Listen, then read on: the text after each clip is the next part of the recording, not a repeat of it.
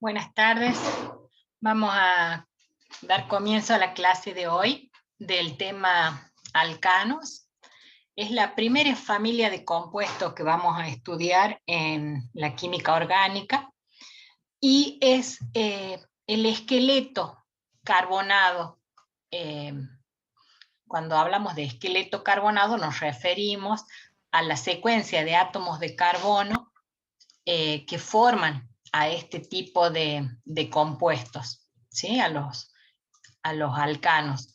Y cuando esos alcanos tienen grupos funcionales diferentes, ya sea un átomo distinto de carbono, al cual le vamos a llamar heteroátomo, por ejemplo, un halógeno, o un oxígeno, o un nitrógeno, ya pasa a cambiar de familia de compuestos, ¿sí? Entonces vamos a ver cómo se clasifican los alcanos.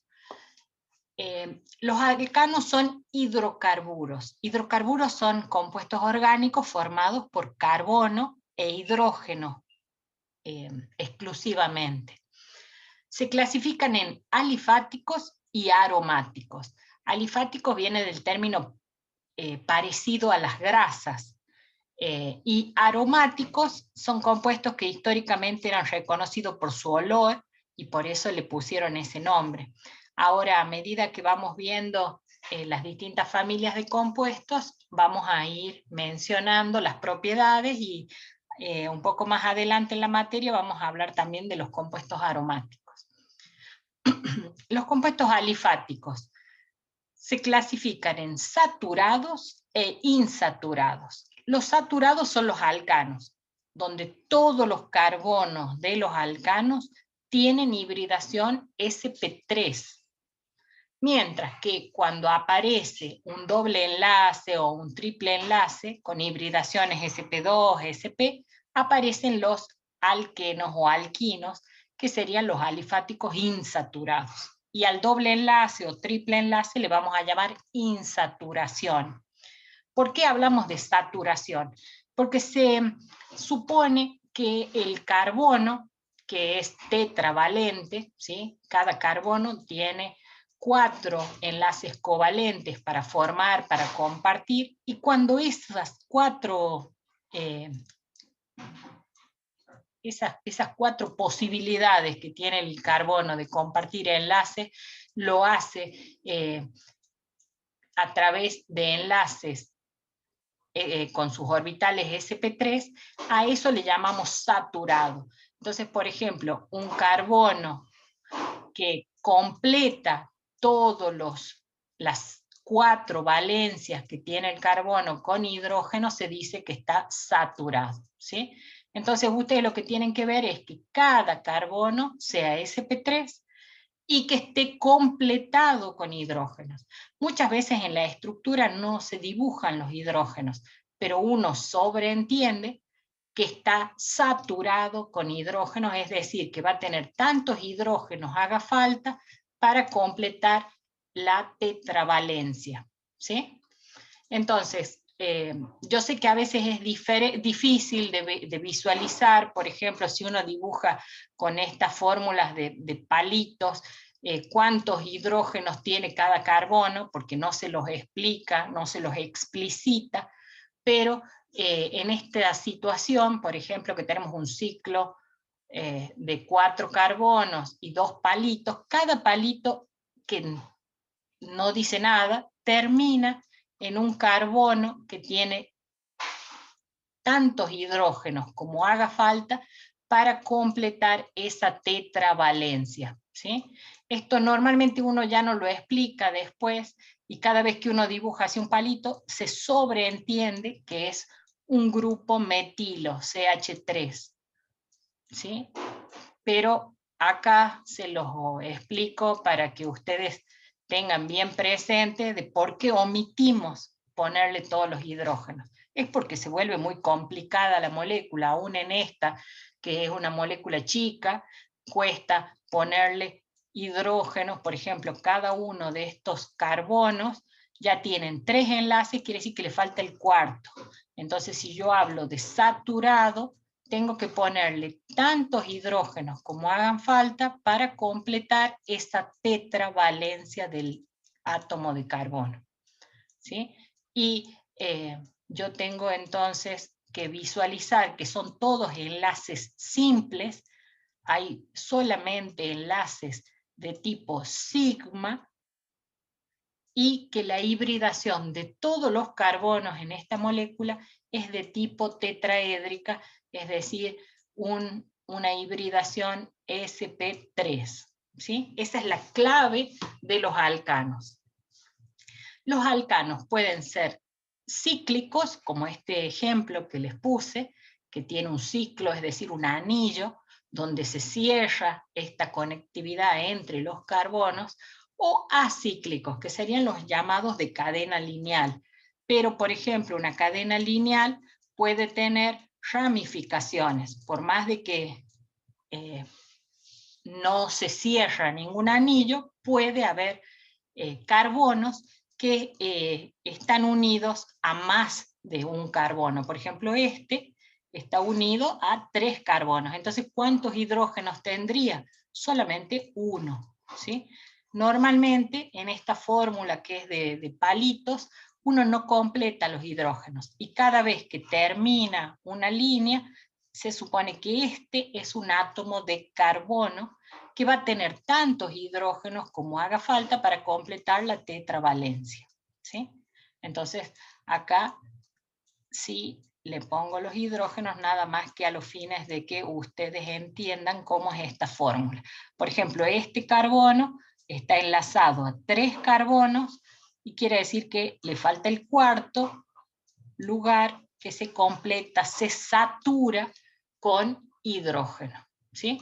Entonces, así es como vamos a dibujar a los esqueletos carbonados, a toda la estructura que forma la molécula, y los alcanos son el grupo más sencillo dentro de todo, porque tienen solamente carbonos sp3.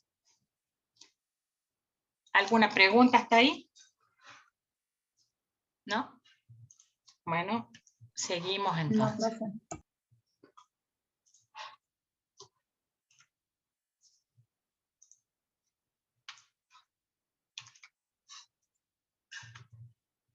Hay un ejemplo de un alcano cíclico, acá hay un ejemplo de un acíclico, que sería la cadena lineal, y este es un ejemplo de una cadena ramificada. Un alqueno tiene doble enlace, un alquino tiene triple enlace. Fíjense que en estos dibujos yo estoy tratando de respetar dentro de lo posible la geometría que le da la hibridación. Por ejemplo, estos ángulos tratarían de ser de 109,5 grados, que son los ángulos tetraédricos. Acá los 2 carbonos que forman el triple enlace van a tener una separación de 180 grados, por eso es que es lineal este sector del triple enlace, y los 2 carbonos con enlace doble son sp2 y tienen ángulos de 120 grados, ¿sí? Y una estructura aromática es un ciclo donde ustedes van a ver que están alternados los enlaces pi. Eso lo vamos a ver más adelante, como dijimos. Entonces, cuando yo quiero representar un alcano, por ejemplo, un alcano de 30 átomos de carbono, ¿cómo voy a hacer para contar cada una de las posiciones a ver cuántos hidrógenos tiene? Bueno, es mucho más fácil que eso, porque hay una fórmula general que me indica que si el alcano es de cadena abierta, va a haber para n átomos de carbono 2n más 2 átomos de hidrógeno. Es decir, si yo tengo carbono 30, ¿cuántos átomos de hidrógeno va a tener esa molécula? 2 por n sería 2 por 30, 60. Más 2, 62. 62, exacto. Entonces, imagínense que sería mucho más difícil tener que ponerme a contar uno por uno los átomos de hidrógeno. Entonces, yo aplico esta fórmula que es para alcanos de cadena abierta, donde no hay ningún ciclo, y voy a tener exactamente el número de hidrógenos que tiene que aparecer en esa molécula. Y si tuviese un alcano que es cíclico, un ciclo alcano, voy a tener una fórmula carbono N, hidrógeno 2N. ¿Por qué saco 2 hidrógenos? Porque yo tengo que cortar, por ejemplo, en esta molécula que es abierta, si yo quiero acá cerrar un ciclo, voy a sacar un hidrógeno de un lado, otro hidrógeno del otro y cierro, conecto esos 2 carbonos. Entonces, al perder estos 2 hidrógenos para que se cierre el ciclo, la fórmula general va a quedar carbono N, hidrógeno 2N. Y si yo tuviese un alcano cíclico con 20 átomos de carbono, el número de átomos de hidrógeno sería 2 por 20, 40. Entonces sería carbono 20, hidrógeno 40. Para estas moléculas que están puestas de ejemplo, esta es un hexano, porque son 6 átomos de carbono, y esta es un ciclohexano. ¿Cuántos hidrógenos tendría el hexano y cuántos hidrógenos tendría el ciclohexano? El abierto tendría 2 por 6 más 2, es decir, 14 hidrógenos. Y el cerrado tendría carbono 6, hidrógeno 12. ¿Está bien? Entonces, si esa fórmula, para aplicar esa fórmula, eso hace que sea mucho más simple que tener que contar cuántos hidrógenos van en cada uno de los átomos de carbono. Vamos a ver ahora propiedades físicas de los alcanos. Cuando hablamos de propiedades físicas, hablamos de cómo es la atracción de una molécula con otra. Por ejemplo, si tuviese ese hexano, un hexano frente al otro hexano, cómo se atraen entre sí, cuál es la fuerza intermolecular que los vincula y cuánto tengo yo que calentar para lograr que se despeguen esas dos moléculas y que, por ejemplo, pasen a dar un cambio de fase. Si yo lo tengo como líquido, cuando yo empiezo a calentar ese líquido, voy a lograr que una molécula de hexano se despegue de las que lo rodean y que pase a la fase vapor. Entonces, cuanto más fuerte sea la interacción intermolecular, más voy a tener que darle energía al sistema para que esas moléculas se puedan separar y pasar a la fase vapor. Entonces, esta fuerza intermolecular va a condicionar el punto de ebullición de la sustancia, que es la temperatura a la cual yo logro el equilibrio entre líquido y vapor. Y también va a condicionar puntos de fusión, que es la temperatura en la cual están en equilibrio el sólido con el líquido. También vamos a ver que afecta la densidad y la solubilidad en distintos solventes. Eso vamos a ver ahora. Algo que habíamos visto cuando definimos la estructura de los alcanos, viendo el alcano más pequeño, que es el metano, y de cómo es la geometría de la molécula de metano, vimos que la molécula tiene una homogeneidad en la distribución de electrones alrededor de los distintos átomos. Entonces eso hace que la molécula pueda ser considerada apolar, ¿sí? A pesar de que cada uno de los enlaces carbono, hidrógeno, tiene pequeños momentos dipolares que van hacia el carbono, la suma de todos estos pequeños dipolitos va a dar igual a 0. Entonces, cuando yo represento a esa molécula, la sumatoria de los momentos dipolar de cada enlace me va a dar igual a 0, y eso quiere decir que la molécula es apolar. Efectivamente, cuando yo veo una tabla de polaridad de compuestos orgánicos, los alcanos están en la peor situación, son los más apolares de todos los compuestos orgánicos. Y ahí, cuando uno habla de solventes, los solventes que más se usan en el laboratorio y que pertenecen a la familia de los alcanos son los hexanos y el éter de petróleo. Entonces uno tiene que saber que este tipo de sustancias tienen fuerzas intermoleculares de tipo de dispersión de London, que es la típica que está presente en moléculas que no tienen polaridad. Entonces se van a comportar como hidrofóbicos, porque no van a querer, por ejemplo, disolverse en agua, porque no tienen la posibilidad de formar puente hidrógeno con el agua, y tampoco van a querer interactuar con solventes muy polares, como que los que son los que están acá al extremo de esta tabla hacia abajo, que son muy polares. Entonces normalmente van a buscar relacionarse con otros poco polares que están al inicio de la tabla. Y son, perdón, un término que no les mencioné, son lipofílicos. Lipofílicos quiere decir que van a ser afines con las grasas, le van a gustar las grasas.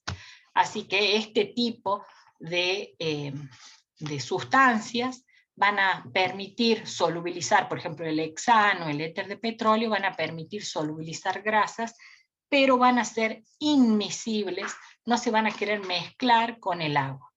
Y las fuerzas intermoleculares que van a estar presentes son las fuerzas de London o de dispersión.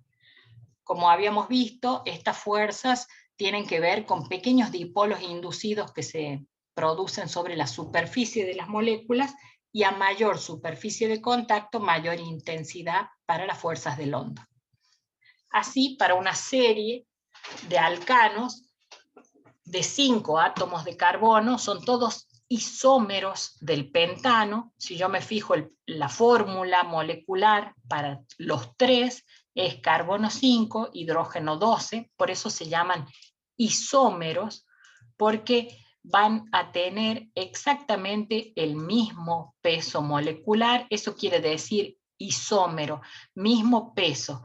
Entonces, este tipo de sustancias donde cambia la disposición de los enlaces, la secuencia de enlaces por acá, tengo todos enlaces, un carbono a continuación del otro, mientras que acá, por ejemplo, tengo una ramificación, y acá este está muy ramificado, porque tengo dos grupos metilo en este carbono intermedio. Entonces, a pesar de que tienen el mismo peso molecular y la misma fórmula molecular, estos compuestos van a tener propiedades físicas diferentes. Cuando yo me fijo el punto de ebullición, el que va a tener más alto punto de ebullición es el pentano lineal. Fíjense que yo digo lineal y ustedes no están viendo una línea carbono al lado del carbono en una misma línea los 5 carbonos. Cuando yo hablo de una disposición lineal, no me refiero a que están todos en una misma línea, sino que como yo tengo necesariamente los ángulos tetraédricos, esta sustancia, o la molécula, mejor dicho, se acomoda con una disposición que se llama en zig-zag, ¿sí? Eso quiere decir que van a estar en esta forma angular que representa los ángulos tetraédricos para cada carbono. Entonces, cuando yo hablo de una molécula lineal, no esperen que forme una línea recta, sino que van a ver siempre un zigzag, porque esto representa los ángulos tetraédricos en todos los enlaces carbono-carbono. ¿Sí? ¿Se entiende? ¿Y por qué será que acá el punto de ebullición del pentano es más alto que el del isopentano y este también más alto que el neopentano? ¿A qué se deberá eso? Puede ser, pero A la superficie de contacto entre las moléculas. Las moléculas que tienen una forma lineal se acomodan más eficientemente una frente a la otra y tienen mucha superficie de contacto. En cambio, si yo verifico las moléculas que tienen una fórmula que las vuelve con una forma esférica, tienen la menor relación entre volumen y superficie expuesta. Entonces, el neopentano tiene muy poca interacción con otra molécula de neopentano. Solamente acá se formarían los pequeños dipolos inducidos, ¿sí? Mientras que en el caso del pentano lineal tendrían toda esta área de interacción y se atraerían mucho más fuertemente. Por eso este tiene que elevar, yo tengo que calentar hasta los 36 grados, 36,1 grados, para que pase a la fase vapor, y acá ya a los 10 grados ya se separa, ¿sí? Y pasa a la fase vapor. ¿Está bien? ¿Se entiende? Pasamos entonces al siguiente punto.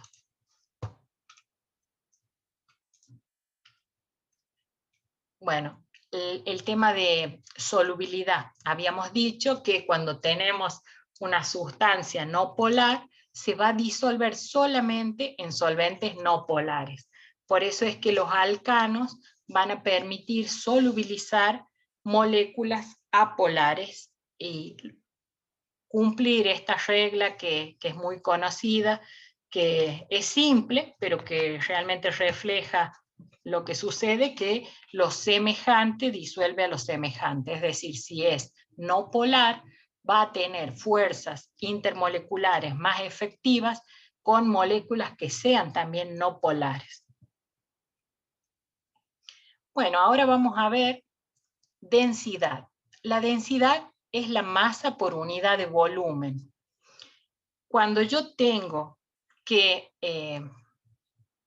mezclar agua con un alcano, por ejemplo, voy a usar una ampolla de decantación, que es un elemento que deben haber visto seguramente en el laboratorio, que es como si fuese un globo de vidrio con una llave que permite, girando esta perilla, girar y dejar bajar el líquido, separando las dos fases, las dos capas en las que se encuentra bien diferenciado lo que es la primera fase y la segunda.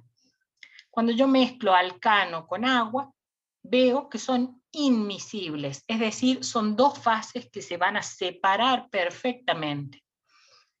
¿Dónde está la capa acuosa? Bueno, si yo agrego un poco más de agua, voy a ver cuál de las dos capas se incrementa su volumen, y voy a ver que el agua es la fase inferior. La capa de abajo es acuosa. Y voy a ver que el alcano está en la capa superior.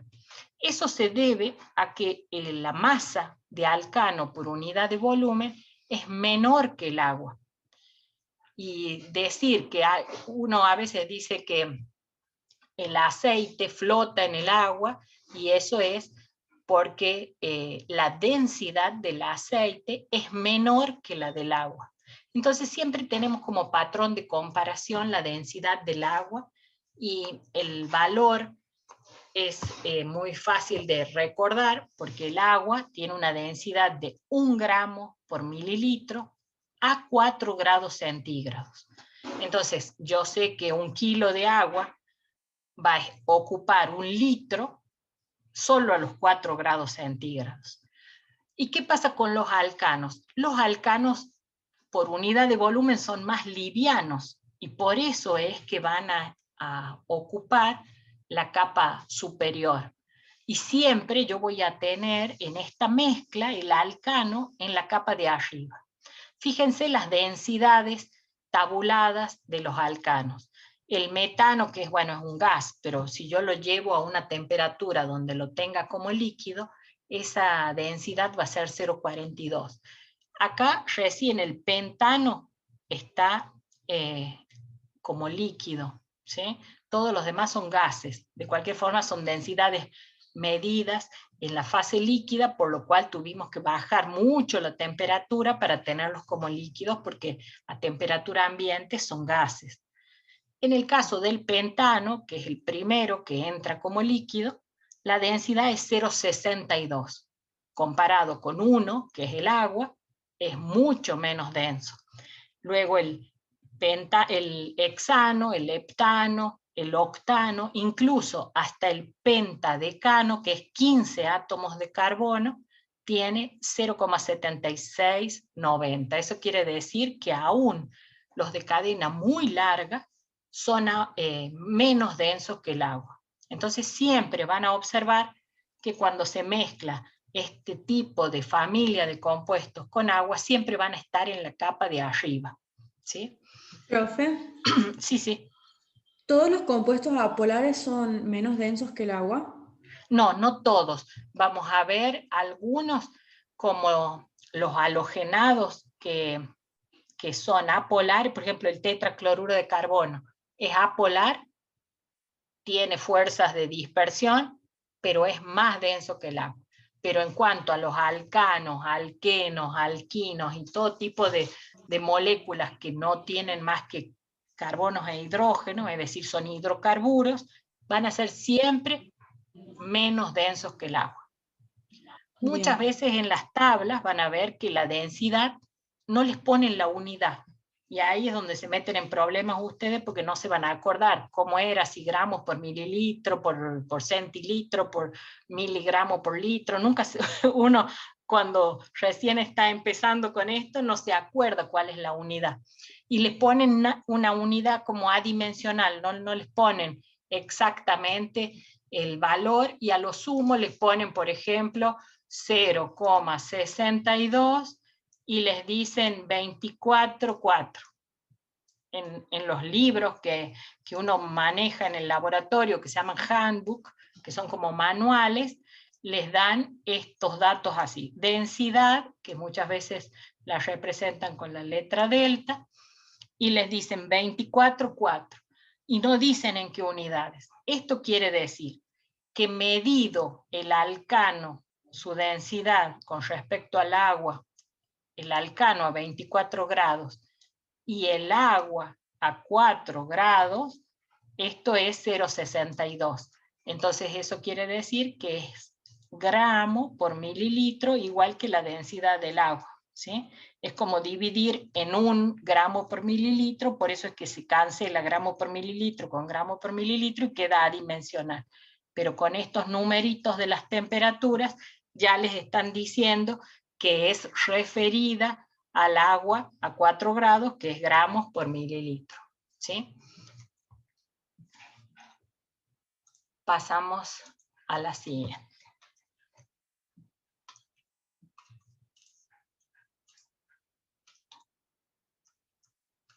No me quiere pasar. Ahí está. Este tema de que el alcano flota en el agua por tener menor densidad es lo que produce que el petróleo, cuando hay pérdidas de petróleo en los barcos, ocupe y forme como grandes espacios en el océano, porque esas manchas de petróleo van a flotar en el océano. Salvo que tenga demasiada sal el agua de mar, que aumenta la densidad todavía, en todos los casos sería menos denso el petróleo que el agua. Entonces, siempre se va a ver que se ven como manchones, incluso visibles desde los satélites, y han fotografiado cómo se ve desde el espacio en la Tierra y se ven estas grandes manchas de petróleo, y eso es porque el petróleo flota. Lo malo de que flote es de que impide que el sol, por ejemplo, pueda llegar a las pequeñas profundidades y que puedan crecer algas o plantas que sean alimento para los peces, impide que el oxígeno entre al agua. Entonces eso es lo que provoca, además de la toxicidad de algunas sustancias en el petróleo, eso es lo que provoca la gran mortandad de la vida en el océano, ¿sí? Cuando vemos una tabla completa de las propiedades físicas de los alcanos, vemos, acá están ordenados desde el más pequeño, que es el metano, etano, propano, butano, son los más pequeños, del 1 al 4, y luego es más fácil la nomenclatura porque se guía de un prefijo del griego, ¿sí? Pentano, penta de 5, hexa de 6, hepta de 7, octa de 8, nona de 9, y así sucesivamente. Sigue los prefijos del griego, ¿sí?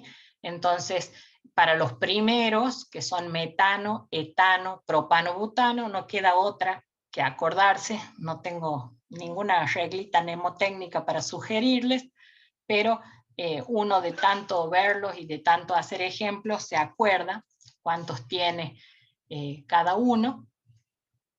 Y lo que podemos decir es que los alcanos de pequeño tamaño, de hasta 4 átomos de carbono, van a ser gases. Eso yo me doy cuenta porque el punto de ebullición está incluso por debajo de 0 grados. Quiere decir que para pasar a gas, a 0 grados ya ocurre la ebullición del butano. Y si yo lo quisiera tener como líquido, tengo que enfriar por debajo de 0 grados. Fíjense que ustedes deben haber visto gas licuado, la forma en que se licúa el gas, que sería, por ejemplo, el butano, que es el que se pone en garrafa. El gas licuado es pasar de gas a líquido, ¿sí? Y de esa forma se pueden completar las garrafas y luego, obviamente, después en un recipiente hermético que no haya fugas. Ya se lo puede mantener a la garrafa a temperatura ambiente. Pero está el gas en el interior licuado. A medida que aumenta el número de átomos de carbono, va incrementándose el punto de ebullición. Y eso tiene que ver con que la fórmula molecular tiene cada vez más carbonos y también la superficie expuesta de las moléculas es mayor y mayores las fuerzas intermoleculares. Así, pentano tiene un punto de ebullición de 36 grados, el hexano ya 69, el octano 126, ya es una temperatura incluso más alta que la del agua, y fíjense cuál, a medida que vamos incrementando el número de átomos de carbono, también aumenta el punto de fusión. Y el pentadecano, si yo ya enfrío por debajo de 10 grados, ya lo puedo tener incluso como sólido. Y si tuviese un alcano de 30 átomos de carbono, sería una cera prácticamente, un sólido como una cera, ¿sí? Acá tenemos, como les mencionaba, el tema de los que son gases, que el gas licuado es una mezcla de propano-butano, y que es un derivado del petróleo. Los siguientes son líquidos, que generalmente se los usa como solventes y se los comercializa así en bidones, y los de muchos átomos de carbono, entre 20 y 40, ya son sólidos y son ceras. La materia constituyente de las velas, por ejemplo, que es la parafina, suele ser de alcanos. La mayoría son derivados del petróleo, aunque también ahora están mucho más difundidas las ceras de abeja, ¿sí? Que también son alcanos que elaboran las abejas para sellar, por ejemplo, sus colmenas y para armar la estructura de la colmena. La tendencia de los puntos de ebullición, como les mencioné, es un incremento en el valor de temperatura a la cual se da el equilibrio líquido-gas a medida que se incrementa el número de átomos de carbono, y es un incremento continuo. Mientras que para los puntos de fusión se da como un serrucho, ¿sí? Dientes de sierra le llaman, porque dependiendo de si el número de carbonos es par o impar, y cómo se acomodan en el sólido, cambia esta tendencia, y por lo menos en los primeros elementos de esta familia, para la primera parte de la serie, se forma este gráfico que se llama de diente de sierra o serrucho. Otro valor importante a considerar, sobre todo cuando uno habla de seguridad en el laboratorio, es el flash point, que es la temperatura a la cual un líquido emite vapor inflamable para formar una mezcla con aire que puede inflamarse en presencia de una chispa o llama. Es decir, ¿a qué temperatura tiene que estar un solvente para que si aparece una chispa se prenda fuego? Normalmente, ese flash point acá está graficado en función de los pesos moleculares de los alcanos, y fíjense que esta línea fucsia muestra que a mayor tamaño del peso molecular del alcano, mayor es la temperatura del flash point. Eso es bueno, pero es malo para los que están a bajas temperaturas, porque hay moléculas que son un poco más pequeñas, como los hexanos, que tal vez a 50 grados, en presencia de una chispa, se prende fuego. Imagínense la consecuencia que puede tener eso en un laboratorio. Si yo destapo una botella, el líquido a 60 grados emite suficiente vapor inflamable, y yo en el otro extremo del laboratorio prendo una chispa que puede prender fuego incluso esa botella a la distancia, ¿no? Porque cuando el vapor pasa al aire, yo no puedo tener control de si va a llegar o no hasta donde se produce esa chispa.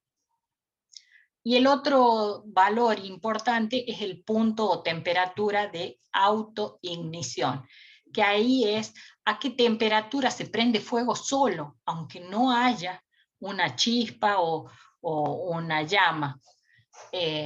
Cuando hablo de chispa puede ser cuando ustedes han visto que prenden un artefacto eléctrico, o a veces lo enchufan y estaba encendido y se produce como una chispa que se ve la descarga eléctrica. Bueno, esa chispa puede ser suficiente para encender una botella de solvente, así que hay que tener mucha precaución en un laboratorio donde no hay una extracción de los vapores de solvente, porque puede ser peligroso. Se conocen de accidentes por destapar botellas y después enchufar algún artefacto a 5 metros, pero si el aire está saturado de vapores, se puede prender fuego. Y como les decía, la temperatura de autoignición es en ausencia, no necesita ni una chispa ni una llama, si el solvente vos lo destapás y prende fuego solo, sin ningún tipo de estímulo. Eso normalmente ocurre, fíjense, eso es a 400 grados, es la línea roja. Son valores mucho más altos, por suerte tengo que tener una temperatura muy alta para que se prenda fuego solo. Pero lo más preocupante es esta zona de temperaturas bajas, donde puede producirse un incendio